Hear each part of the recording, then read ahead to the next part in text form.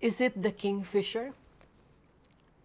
This is how I desire God on this island with you today. Basic and blue as the sea that softens our feet with salt and brings the living wave to our mouths, playing with sounds of a primary language.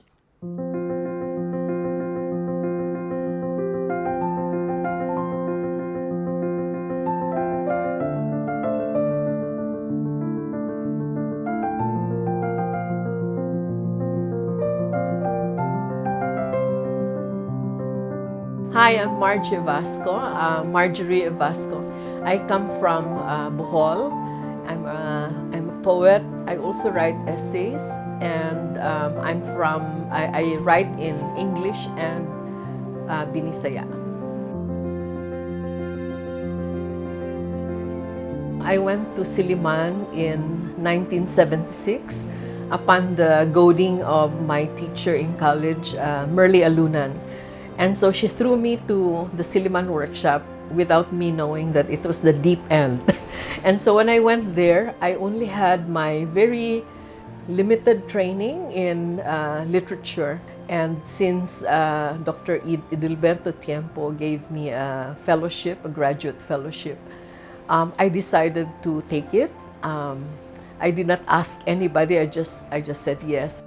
I knew I had to catch up on the readings of the undergraduate because when I looked at what they had for their compre, 100 books.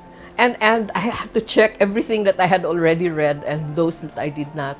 I had to address that. And I had my own list for the compre for MA, so I was doing double time. It was almost like I was addressing the gaps from my college education.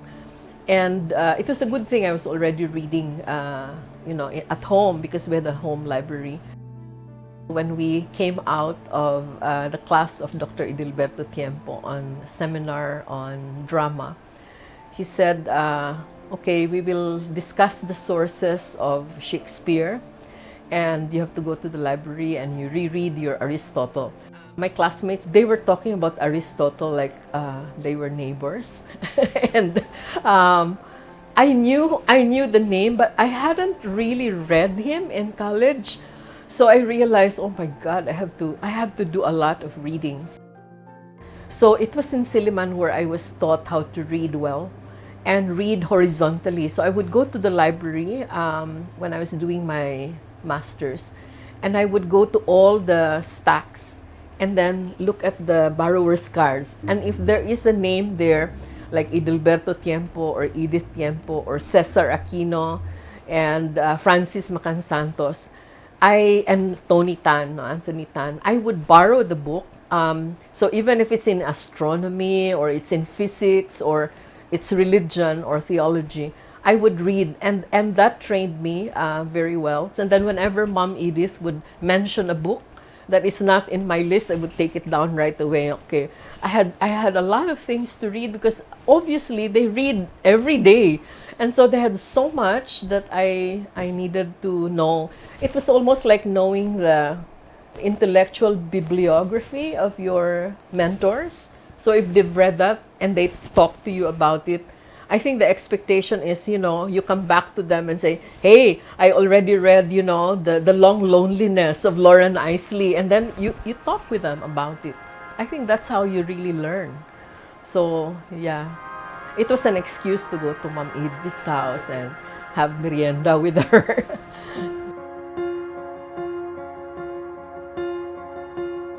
It took me a long time to call her mom.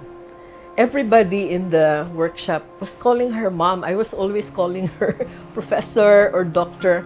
She was a fantastic teacher because when she learned that I was interested in meditation, in yoga, she said, come, join me for meditation.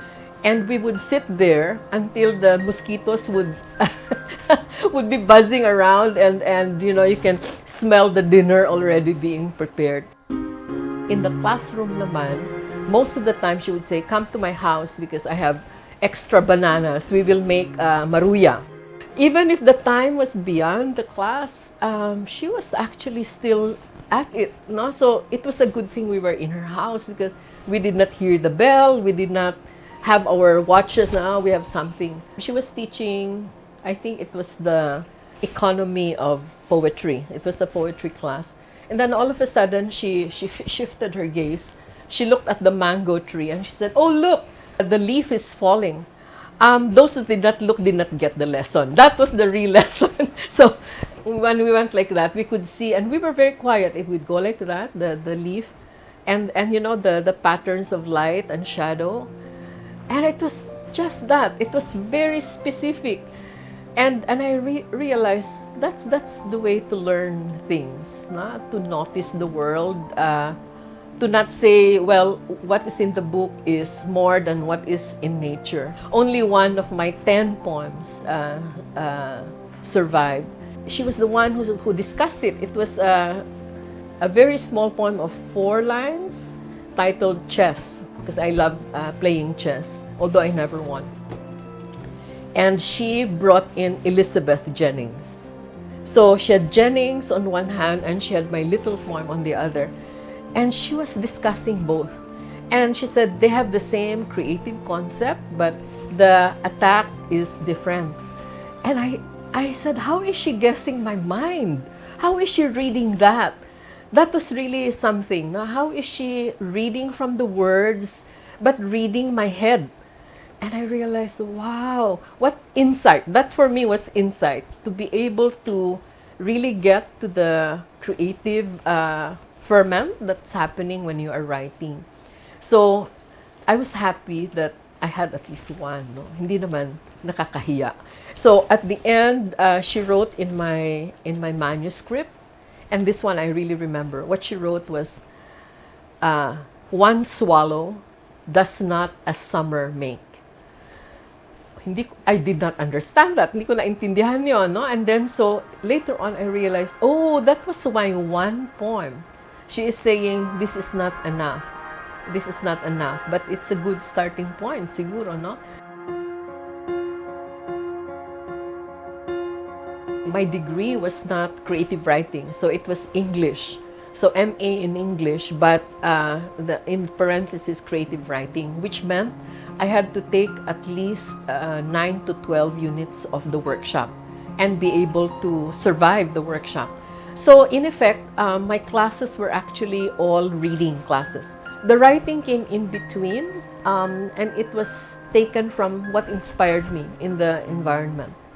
So I think that's how I gained my ground, and I had my classmates that would read my poetry. So if they say, you know, let it ripen, I also learned that language, to let ripen something that I had written. We were not given poetry techniques, unlike, let's say, in other programs now. So even when I teach, I don't give prompts. I don't give them a word, a phrase, an image. It's up to them, because real life is not like that. They don't, I mean, all the prompts are already there. You just have to notice. You just have to be ready to take it in. Origami. Mibukhad kining pulong, mitigom sa hangin, pagpadali sa lupad sa grulya, amihanan sa akong adlaw, ngadto kanimo. Gilalang ko kining balak, gikan sa papel, gipilo-pilo ang gilayon sa atong panahon. Kining balaka, usak ka grulya, inigbukhad sa iyang pako, mutinaw ang papel, ug mahawan. Just for the record, how many languages do you speak at the moment? Well, aside from the English, of course, and Filipino, and then Binisaya, and then Spanish, I can decently, I think, translate and read, and Waray. But I'm learning Hiligaynon because of IAS, no? And Akyanon is very close, actually, to Bisaya. If you listen to the orality of it. Alice Tan Gonzalez, no? She sent me her book, and it's in English and the Hiligaynon. I read it aloud in Hiligaynon, the way I did with Binisaya Cebuano tradition. I had to read it aloud so my ear can be educated, re-educated.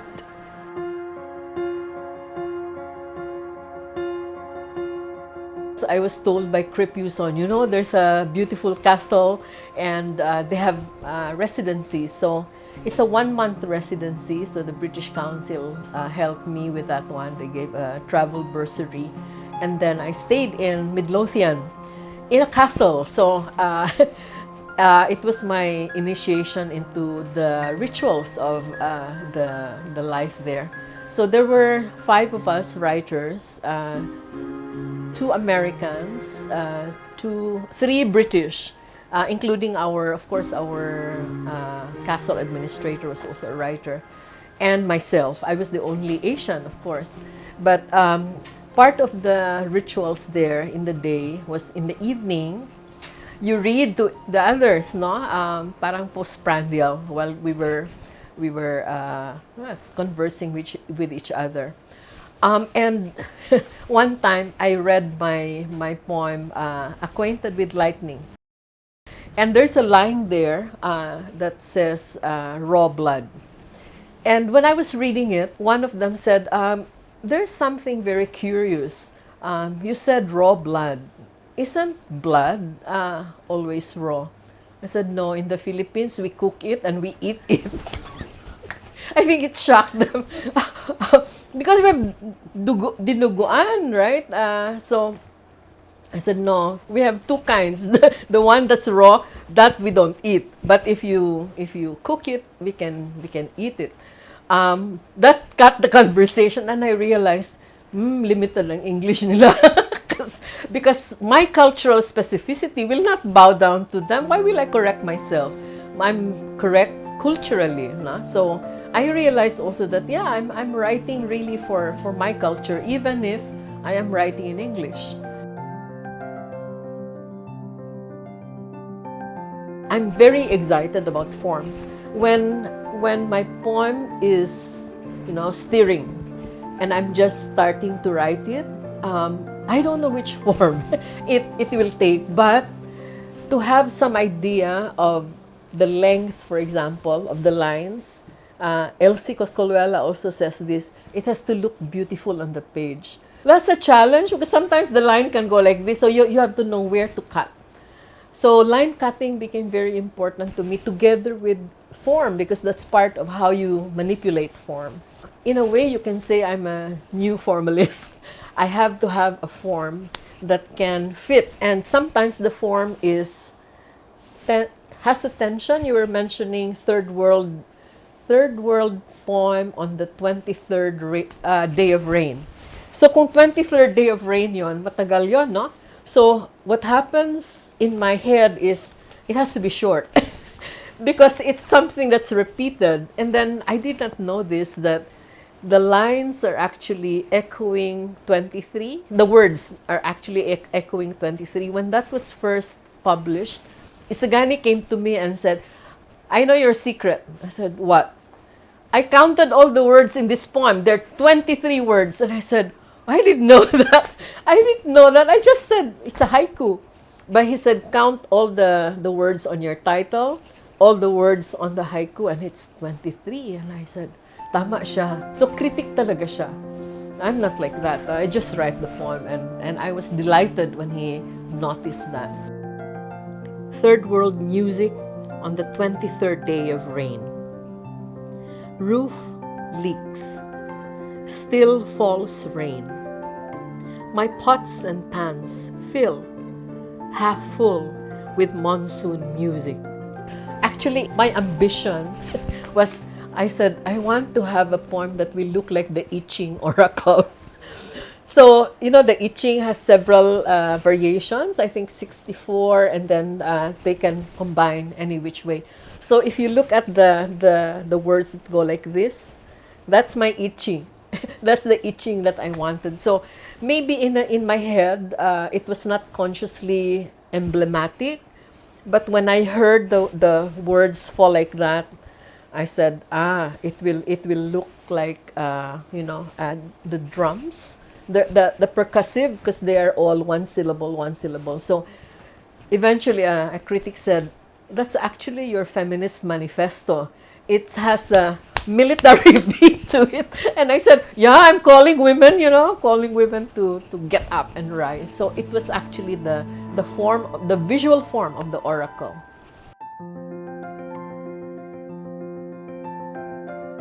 Well, maybe we'll start with my disclaimer that I was not actually using the embodied voice. I was trained the same way, a disembodied, very generalized voice. So you can think that it's a male or a female. It took Grace Monteda Ramos, our very good friend, who said, "Why are your personae disembodied?" I said, "What do you mean? I'm not sure whether they have female bodies or male bodies." And I realized, oh, she's right, no? So I said, okay, from here on, I will have that in my head, that I have to have an embodied voice. And the body, so this writing the body with, with Helen Sisu and all of the feminists. And that liberated me from some kind of, fuzziness about how the voice can be. So, well, it has taken me many places, and maybe the place that is very deep, where the wild woman, the wild winged wonderful woman, sometimes can hex. So she's sometimes a witch, resides and resides freely. So there's that space where I think eventually when I got there, I said, "Ooh, I'm with my kind," not so obedient women. So women who were wild and enjoyed being free.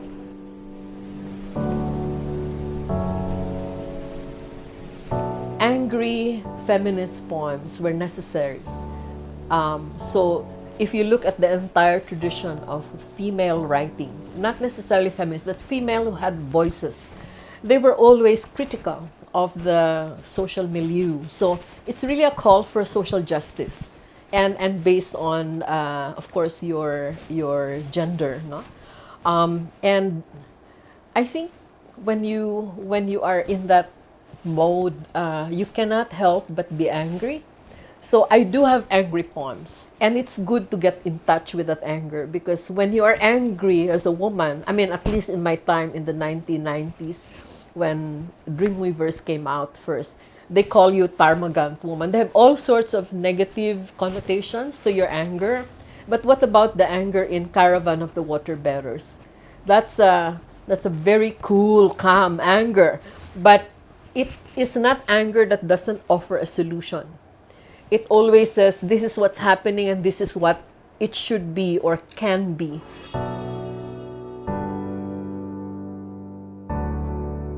When we first came out with Forbidden Fruit, where we wrote erotica, I think Nick Joaquin was the one who wrote a review of it.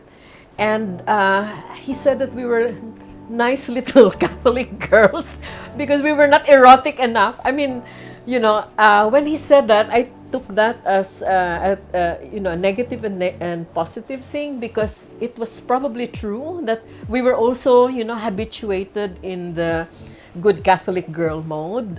There's nothing wrong with that, but it can be too much sometimes, too obedient, too nice.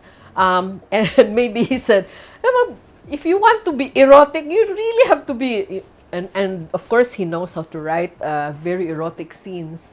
So I listened to that and I said, yeah, you can actually modulate your response to male critics and say, he has a point, It was a space that was slowly opening up, because I think our older male writers who were already canonical also read a lot. I mean, they were not untouched by feminism. They read feminist theory. It was good that after the People Power Revolution, the women came together, the activist women. We called ourselves feminists, and we said we will claim it, because the older women, the ones that we interviewed for 6 women poets, when we asked them, do you call yourself a feminist? There was a lot of hesitation to use ideology as part of your praxis. But to our generation, no, it was very much in my blood. I mean, the language of freedom was very much in my blood. We eventually claimed that space, and we said, do not call us women poets anymore. That was a strategic thing also, no? Women poets, but eventually we said, no, you cannot call me poetess. I made a joke out of it, by the way. I said, if you call me poetess, I have to call you poetess. You're the one who has that, right? So I said, poet, why not? The Jade Mountain Anthology, until now I have it, by Witterbinner. It taught me economy of words, it taught me imagery, it taught me also the proper relationship between the human and the more than human. So very much like Chinese paintings, for example, of the landscape, you have big mountains, no? in brush and ink. And then you have the small human being, the sage is like that. And I said, proper proportion. And I did not call it eco-poetry then. I think the label came later on when I was really into feminism and writing with the ideology of feminism. I was actually more critical, and so whenever I would write about nature, somehow I think there was a problem that was embedded in it. And later on, when people say, oh, you're an eco-feminist, while the label is useful in critical discourse, I did not consciously say I will be an eco-feminist. Because if you're a writer, again, worth your salt, how can you not be conscious of your environment and being part of it rather than being apart from it? Where has it brought me? Well, I have designed courses. So my Women in Literature now, when I taught it last in grad school about around 2 years or 3 years ago, I taught it as ecofeminism because the discourse is there, all the critical discourses, including the critique of the Anthropocene.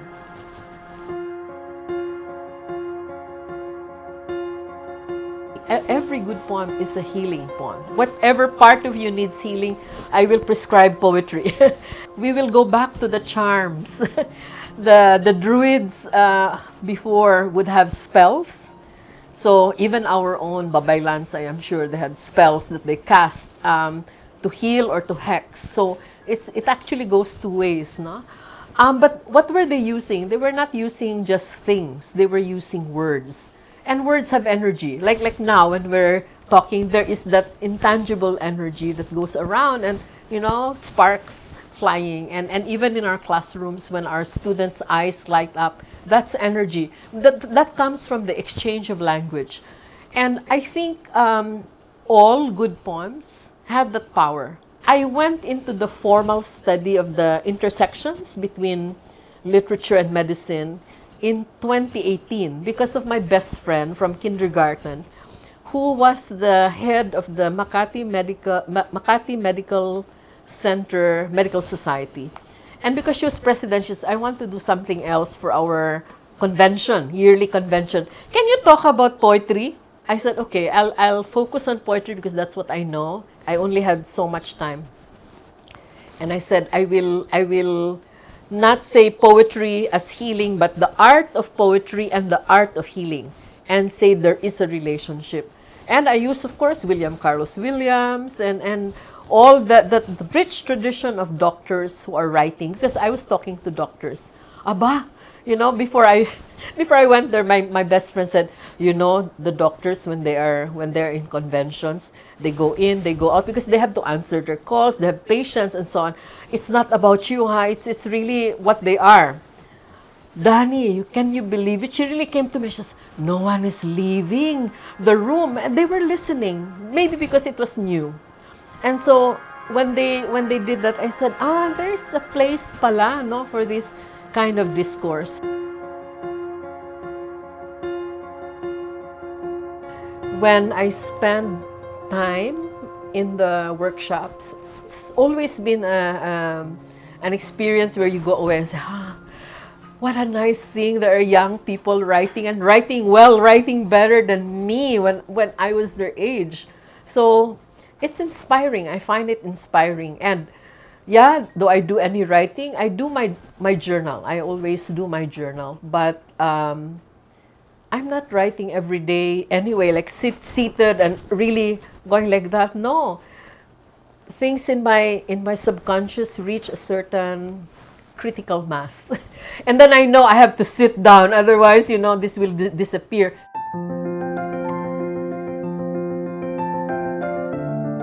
In Tagalog, you say tahanan, and the root is tahan, which in my poetics lecture recently, I realized it goes all the way, that root goes all the way to Sanskrit.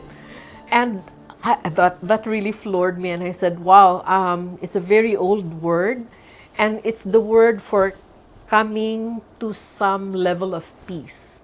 So I said, it's really what poetry is, because you write poetry because there's a pebble in your shoe or a pebble in your brain, and you kind of work around it because you're not at peace with that. You're disturbed by something, and you want to discover it. So before I write the poem, I'm already in that kind of state, and so I have to discover that place of momentary rest, where I realize, okay, I may not have reached the answer, but I am pointing to something that will give me some kind of peace. So usually, like, I have a moral question, or I have a quarrel with the world, or I'm angry with the governor of Bohol who called us looters. And I said, this is not correct. So it becomes like, this is my material, my language will handle this. And after the poem is written, that is when, if it's written well, or even if it's still a draft, I realized that I had said what I wanted to say. I can craft it later. When that is reached, I realized that it's a way of coming home. So language is really a dwelling. I mean, in the Heideggerian sense of it, you dwell on something. You dwell on a problem. You dwell on a solution, or you dwell on your process of getting there. So it's a dwelling, and it's a way of going to that dwelling. So the discovery is really exciting. This is like when you're writing it and you say, oh, that's my eureka moment. Like, you're the first one that gets enlightened by your writing, because I never had that knowledge before I wrote it. It's a knowledge that had not been in existence. It may be the same theme, but the specific way that it is arrived at never happened before, until I did it. It's like that. So when I know that I'm not repeating anyone, I'm not saying things the same way, it's like, wow, I can actually see the trace of my mind working on something.